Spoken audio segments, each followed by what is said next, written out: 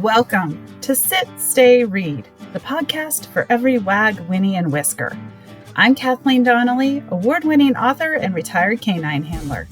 Each week, I chat with novelists about the bond we share with our furry friends and how they inspire stories.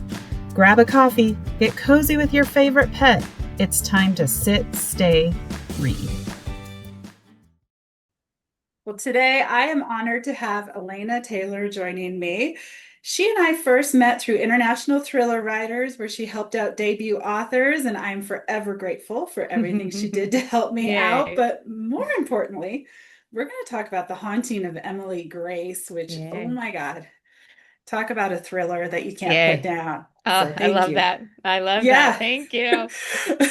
Well, thanks for coming on today. And I feature a lot of books with animals as main characters. This is maybe one of yours that doesn't have an animal. Well, there's some animals, but Yeah, not yeah. not like It's main not as characters. front, it's not as forward as my other books. Yeah. Yeah, yeah. And we'll talk about your other books for listeners who want the animals. But I would Mhm. highly recommend anyone out there who reads this reading it with your four-legged friend because it's haunting, it's chilling, thrilling. Like there's so many words. So anyways, it's exciting to have you on this show. Tell us a Thank you. little bit about The Haunting of Emily Grace. Well, I'll give you actually the animal connection, which readers don't know by reading the book. Okay. But some people may notice that it is dedicated to Chance. And Chance, I Yes. may cry. I will try not to cry. I may It's cry when I talk okay. about It's this. okay. Chance was a horse that I rescued from a kill pen. I was working at a horse rescue, and he came in, and I didn't know no one could touch him, and I walked in to clean his paddock as I did as a volunteer, and walked in, and anytime we had a new horse, I would just go in and sort of gauge their. If they wanted to interact, I'd interact. If they Yeah. didn't, I wouldn't. If they were dangerous, I'd get out. I mean, and he walked over and he put his head on my shoulder. And I thought, Oh, oh, and he just was oh, emaciated. He was an absolute skeleton. I mean, it was hard to believe he was still oh. alive. And he came over and he put his head on my shoulder. And I was sort of rubbing on him and loving on him. And another volunteer came over and said, nobody can touch that horse. He won't let anybody near him. Wow. Oh, And so I assisted with his recovery. I adopted him. He was absolutely wild. It took months for me just to be able to get him to pick up his feet for the farrier and that kind of stuff. And I worked with him yeah. every single day. And I love that Wow. horse. And I had him for a number of years and got where I could ride him. And he was Wow. absolutely the most loving horse. And he was killed in an accident that was someone else's fault. Oh, oh, I'm so sorry. And yeah, thank you. And so, as you can imagine, the grief was devastating. I mean, Yeah. it really did me in. And so I had kind of sat with that grief for a long time. I couldn't talk about it. It was very hard for me to talk about. I would look at a picture and just it would rip me up. Yeah. And so, but he's always on my mind. And I I started thinking about writing in a slightly different subgenre. As you know, I've written, Private Eye and police Yes. procedurals, and we can talk about Yes. those, but I had never written suspense. But I've always really loved Rebecca by Daphne du Maurier, and I love Mm. suspense, and I'd always sort of wanted to write suspense. And I started thinking about a character who was enduring grief and Yeah. having that as what's driving a character through a suspenseful situation. Yeah. And so for the very first time, I wrote about losing chance. I just Okay. invested it in a human Wow. character. And so that's where this novel came from. And so it is about how I experienced that trauma, how I Yeah. came out on the other side of that. I don't think grief ever leaves us. I always say I don't believe in catharsis. I often get asked, well, was it cathartic to write the book? And I'm like, I don't believe in catharsis. What I do believe is we understand how to endure.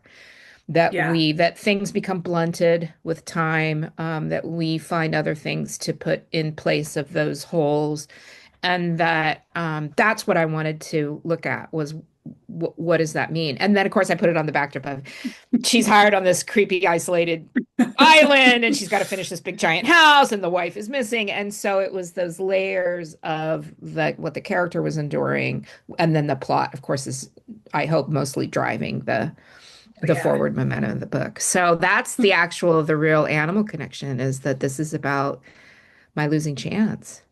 Wow. Well, Yeah. first, I'm so sorry about that. And Yeah. thank you Thank for you. sharing that. Yeah.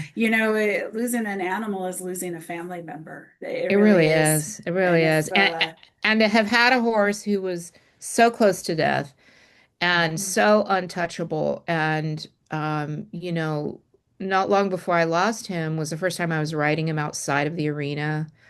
Wow. I had a day with him that was absolutely I always think of the what is it, the unbearable lightness of being. There's that moment where they have this sort of perfect moment. I had a perfect moment with him, and the next day he was gone. And Ugh. that idea of how we can be in the best moment of our life, not knowing that the worst moment of our life is going to follow. And Yeah. that kind of reminder, though, that on the other end of that, something else wonderful is going to happen, and that Yeah. can keep us moving forward. Well, now that I know that story, it definitely Yeah. comes through the book. And there was one passage, I read it and I marked it, not just to ask you about it, Mm, but just because it was so beautiful. And it was mm. about, see if I get this right, it was about justice versus grace versus Grace. harmony. Yeah. And I think I see where some of Yeah. that's coming from. Yeah, Do you want to yeah.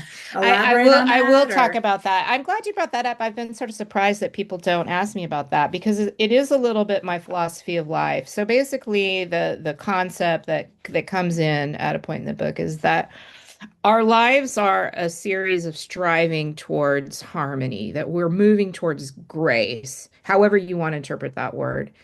Ah, And that is a balance of our health and our finances and our the what we have, that love, what that matters to us on an individual level, and also extrapolated out to the larger, how's our community doing, how are yeah, our people.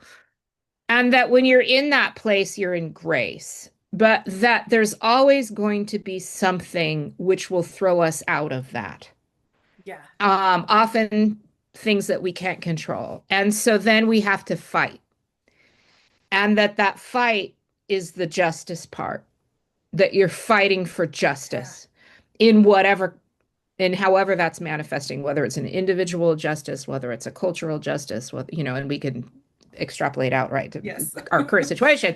Yes. And that is that battle towards justice, and that the fight for justice is hard, but that when you achieve it, then you return to grace. And so I'm playing with this concept of how life is so cyclical. Things are going really, really well. Something's going to go sideways. We're all human. Yes. Something will go Yes. sideways, and then that will force us to fight again to get back to an equilibrium. And I think the more active we can be in that, the stronger we are, the stronger our lives are, because we're not saying, I'm going to just let this go sideways. We're saying it's gone sideways. I couldn't control that.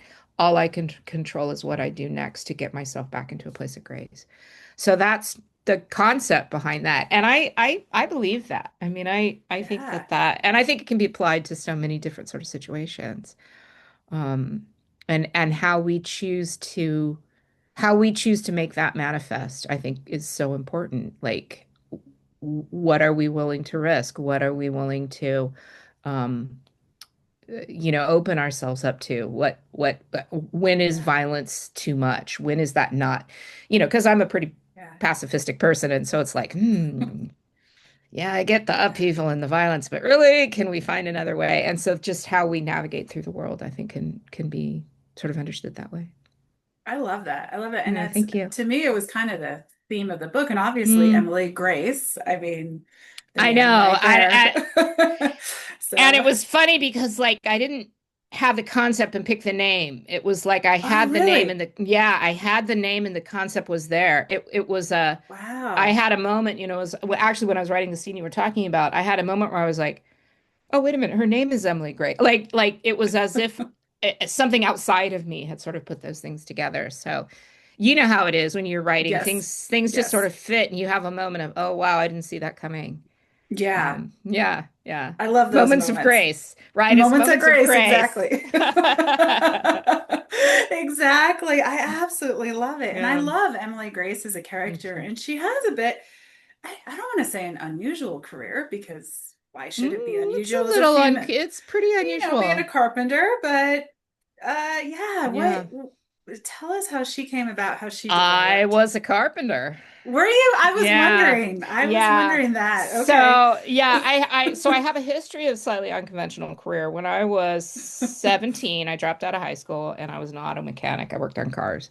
Oh, And that's awesome. I went to school for it. I went to a 1 year vocational school, and I like worked for a Ford dealership and a Volvo dealership and some other Wow. places. And this was back in the 80s. I was the only woman I knew. Yeah. Like it Yeah. was just, and I was sort of a combination of hated, um, put on a pedestal. It was that the whore virgin thing.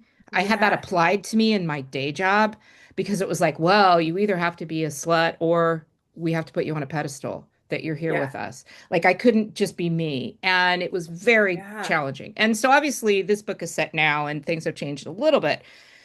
But after that, I went into the theater and I spent a lot of my life in the theater working as a carpenter. I was a master carpenter and a Wow. technical director, and I built sets and scenery That's and so all of that kind of cool. stuff. And so, my joke about my carpentry skills, although I did start it very young, my parents built their house and I helped. So I pounding nails as a 5 year old. But my joke about my carpentry skills is that my carpentry only needed to last 6 weeks, right? Because then the show was coming down.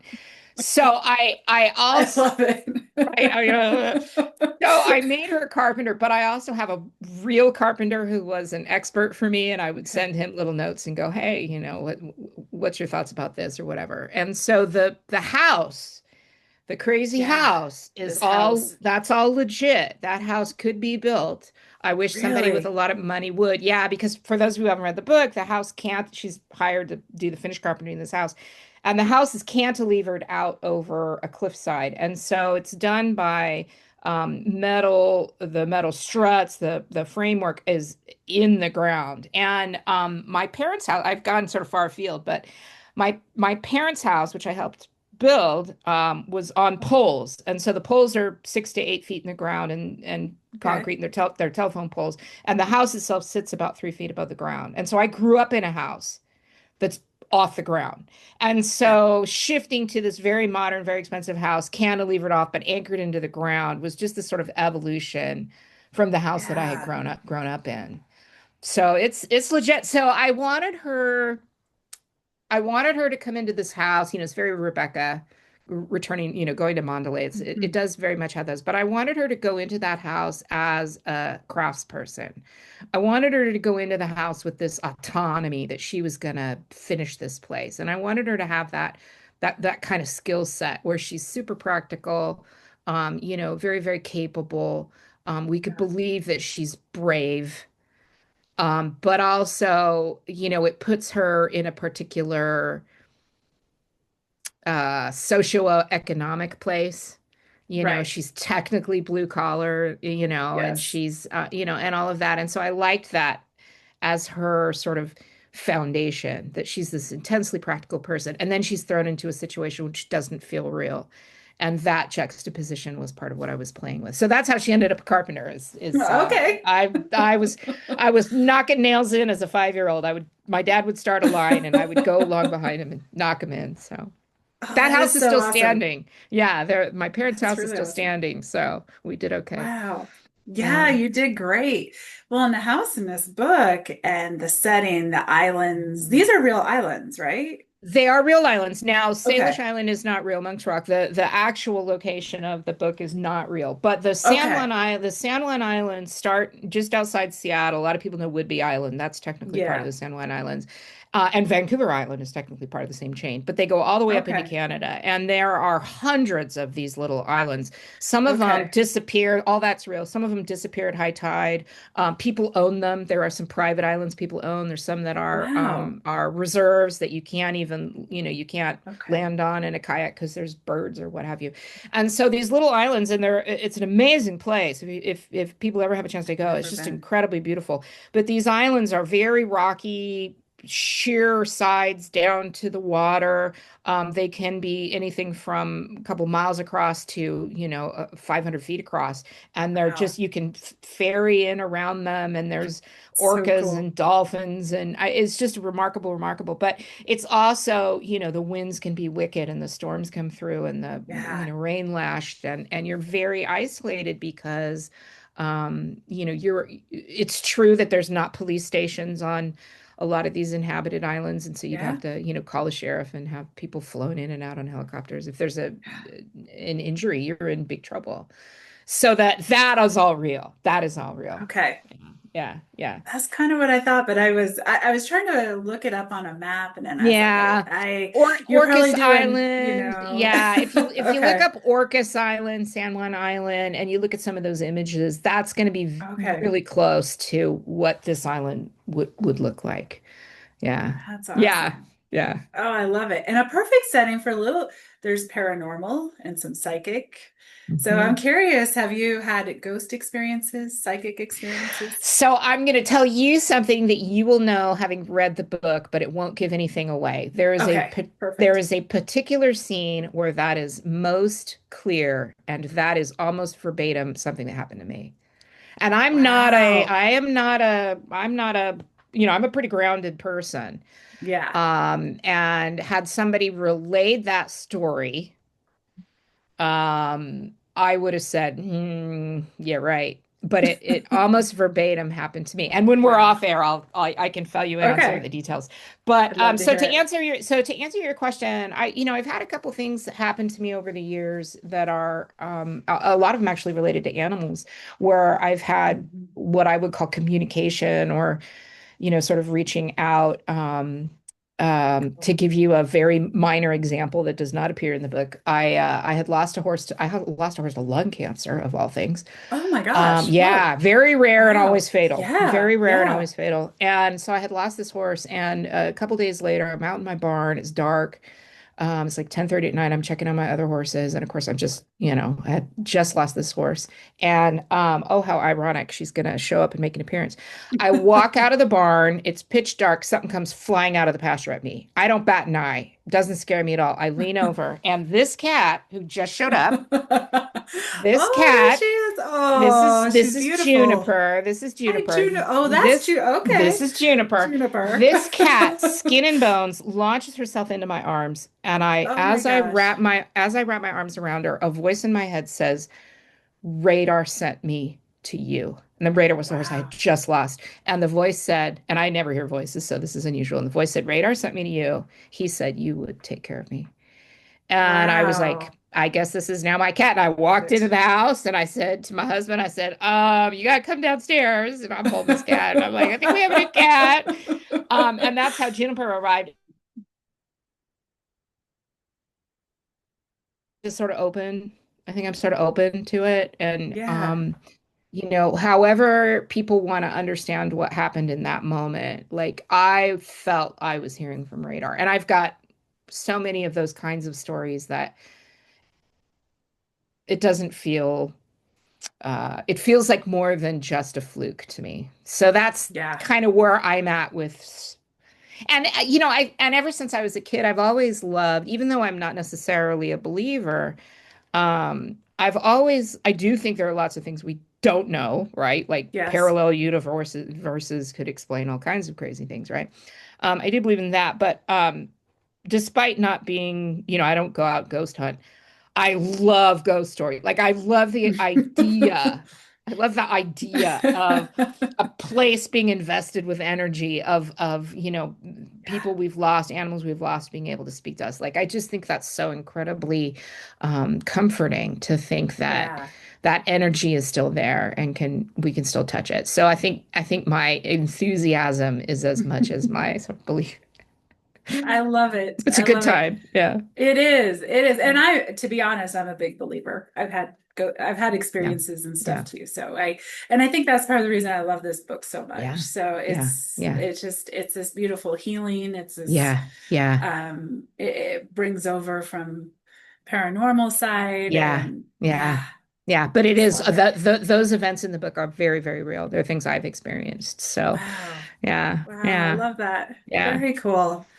Well, I know a lot of our listeners love books with animals, so I'm going to shift gears. Why don't you give us a little overview? Because you've got, let's see, is it a Cold Cold World and the Eddie Shoes series that you Yes. write under Elena Yes. Hartwell? Yes. Yeah. So Yeah. I'm happy to talk about my two other series. So my Eddie Shoes books, there's three in that series, and my Eddie is a private eye.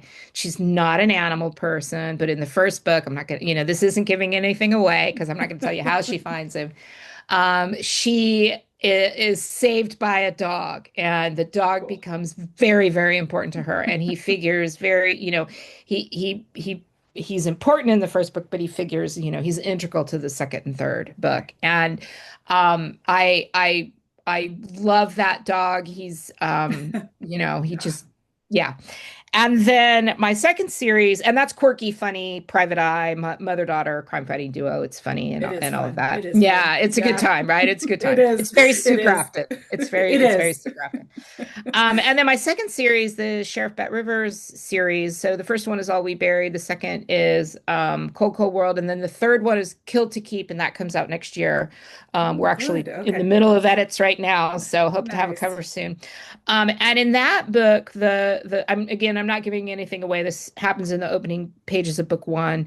A young woman has come back to her small rural mountain town to be interim sheriff while her father is, she thinks, going to recover. He dies Okay. before the book starts. He has died. And so she's there thinking, well, do I want to stay in this tiny little town as sheriff, or do I want to go back to the Yeah. life I'd been building? And she also inherits his dog, Schweitzer, who is an Oh, cool. Anatolian Shepherd. Oh, And cool. yeah, so part of the Very cool. evolution of her and Schweitzer in the books is she has to win him over. He's Okay. kind of a one person dog, and he'd been her Yeah. father's dog, and he kind of is looking at her askance, and she's looking at him askance. And so that part of her character evolution is her engaging and becoming this dog's Nice. person.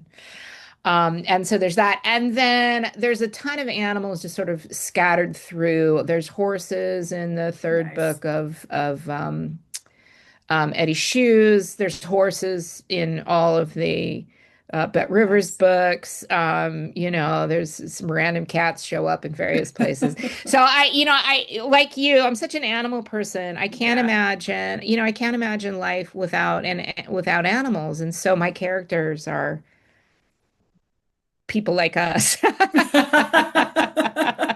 I love it. Well, and that's why when I saw this book was coming out, Yeah. I thought I have to Yeah. have Elena on this show Yeah. because Yeah. I Thank know you. we are kindred spirits when it We comes are, to, we are. I'm not going to give anything away, but there's, as you know, there is an animal who's sort of threaded through this one too. So Yes. you can let me Yes. know how you feel about the ending Okay. I later. will. You can I will drop me a definitely. line, drop me a I line. will definitely. Yeah. Well, and I mentioned I first met you through International Thriller Writers. You do so much with them, and you do Yeah. this amazing job of bringing debut Yeah. authors, like helping us Yeah. launch Yeah. those first books. So Yeah. I'd love to know, well, maybe you can fill in our listeners a little bit Hmm. about the program and Yeah. how readers can find debut Yes. authors. Yes. Yes. Yeah. So ITW, International Thriller Writers, is such a delight to me. First off, I want to make it clear you do not have to be a thriller writer. Yes. ITW is open to all crime writers, including nonfiction. So if you write Oh, I didn't know nonfiction, that. yeah, Okay. if you write, Okay. nonfiction about, famous authors or true crime, you're welcome as well. And so part of that program, so it's a program for writers, both published and unpublished. There's different levels depending, but it's free to be a member. And then if you are a debut author, and basically the only requirement is that you've got the contract, right? We know that Right. your book is going to debut. And with a publisher that is approved by ITW. So currently we don't take self-pub. We'd have thousands of people Okay. in the program. What Yeah. is it? 750 no, it's more than 2 million now. Books are published, Oh my self-pub books every year. gosh. And so if you I didn't we would realize just be that. inundated. Yeah. Yeah. So our requirements to be a member of the debut author program is with a published author, and those are on the website. But once you are approved, then you can join the debut author group, and we do really wonderful things. We try to do stuff all year. Mhm. Our big focus is Thriller Fest, where we have a lot of events for the debut, but we do a number of things. So first off, I personally will interview every debut on my blog, You do. themysteryofwriting.com. And it's interesting because we have debuts who are with big fives where, they're going to get on, Reese Witherspoon's book club and the Right. cover of People magazine, and they're always gracious and come on my blog. And then I have others with small presses where I'm their only interview. So it's such Yeah. a range, as when you're a Yeah. debut author, you have no idea how any of this works. And so I love to No, give you that don't. opportunity, right? You're like, what happens now? I I had no got a book idea. deal, they show up in bookstores, right? But I always want to make sure that everybody has some potential for having an interview. And so that's important to me. So that's on my personal blog, but Yeah. I do it with all the ITW debuts. Then we have a Nice. private Facebook group where you can come on and ask questions you might not want to ask elsewhere. And Yes. everybody stays in that group. So we've got people who are, 10 books out and they're in the group because they were once a debut, So Yeah. so that it's camaraderie, it's asking those questions you might be afraid of. It's we do a Secret Santa where you get lined up and you buy Yes. somebody else's book. So much fun. I did, right? I love it. And I love then it. we do events like, for example, Carter Wilson, who's now partnered up with me, Mhm. which is great. Carter's wonderful. So he and I are doing a lot of this stuff together, and we might host him responding to questions live, Okay. over Facebook, responding to questions about how to build a career and that kind of stuff. So we have experts Nice. available. Then at Thriller Fest, it's one of the best events I think of a debut year is the debut breakfast, and they're up on a dais, and we usually have about 300 people in the audience. They all get, introduced, a little 30-second, Nice. who they are, and a signing afterwards, and it introduces you to 300 readers, and everybody in that room is looking for a debut book. They're there to support the debuts. It's a lot of fun, and then we have like the pizza dinner, which is all of us together, and Fun. and other events throughout the weekend. So we do stuff throughout the year. We do stuff online, and then we do stuff in person in New York, for Thriller Great. Fest. And ITW in general is just really supportive of authors. They There's are. craft fests and query fests and help finding Yeah. blurbs and big name, wildly successful authors who are Yes. giving their time, which just is so heartening to me. I think those of us who kill on the page are just the kindest people on the I planet. agree. It's like, oh, you're so nice. Yet you kill all these people in your books, but you're so nice. Like it's just I a wonderful group of know. people. Yeah. And so I've been with ITW now. I started in 2016 as a debut author and got into the Wow. Okay. program and took over for Glenn Eric Hamilton, running that sort of arm the following year. So I've been with them for 10 years. Wow. Yeah, I'm looking forward to Thriller Fest 2026 to celebrate my 10-year anniversary with the program. That's awesome. Yeah, Congratulations. yeah, thank That's you. so cool. Now, Yeah. your blog where you do those interviews, that's the blog link through your Yeah, website. Is that yes, that's on my correct? Okay. website. It's just Okay. Okay. themysteryofwriting.com, and you can find it on my website. And Okay. yeah, yeah. So I do interviews with the debuts. I host for Partners in Crime bloggers and some with Great Escapes, Dolly Cass, book tours. I have reached a place where I actually get asked to review books from publishers, which is sort of wild. Like the first time that happened, I was That's like, really? awesome. How do you know? Oh, okay, you know who I am. So, I reviewed for the New York Journal of books for a Very while, cool. and I think that kind of got my name out. And so I get sent books to review. So I do Nice. some book reviews, spotlights and that kind of stuff. Nice. So my blog is a lot of about other writers and books and why they're great and, all that kind of stuff. So, and every once in a while I'll post up, like a writing tip or what I've got going on and stuff like Okay. that. So that's mixed in. But the bulk of it is about a great place to find debut authors, great place to find new books, stuff Nice. that's out. So yeah, it's fun. Fantastic. I'll make Yeah. sure I share those links in the show notes. Thank And you. yeah. And where else can you have a newsletter? Where else I have a can readers newsletter. connect with you? I'm on Facebook and Instagram. Those are the two Okay. social media platforms I'm most on. Like, I actually still have an X, what is it now? X. But I'm really bad at checking. I am too. I'm so I bad. post on it and I'm Oh so my bad at gosh, checking it. I'm I'm right there so with bad. you. I'm like, oh, I should go check that. But I also have some live events coming up. I'll be in Seattle, on the 21st in West Seattle at Paper Boat Books. And then on the 22nd, I'm at Third Place Books in Lake Forest Park. And then Carter Wilson and I are doing an event at Tattered Cover in Denver on February 5th. Yeah, that'll be really fun. Yeah. He's my pal, so that'll be a good time. And then my website will have, when I update, my website will have other events. And then I do something really fun. If there's writers out there, in addition to readers, I work with an editing company called Allegory Editing. And every month we host a free Zoom. It's a 1 hour Oh, Ask an Editor. And you oh, can come very on to cool. Ask an Editor. You can ask anything about the art, the craft, the business of writing. There's usually about 20 people come every month. It's free. You just have to register, and you can find that from my website or allegoryediting.com. And Okay. writers can drop in everything from I don't understand point of view to how do you use a semicolon. We have one of Oh, our I one love of our that. people is a copy editor, and so like when she's there, people are like, "Now, what is the difference between a semicolon and and she can answer those questions. To Nice. like, what's in a query letter? How do I find an agent? Like, it just runs the gauntlet from I have a plot Very cool. problem to sentence structure to the business side, and so that's a really fun way for writers to kind of get to know us, but also to have a safe place. We do not record them. What Okay. happens in Ask an Editor stays in Ask an Editor. Okay. I And love so it. people can come in and ask anything and not feel, like, well, this is going to haunt me for the rest of my life. So it's Oh, very, I very love it. supportive. Yeah, yeah. So you should come. You should come hang out because you'd I was have gonna some great say. insights.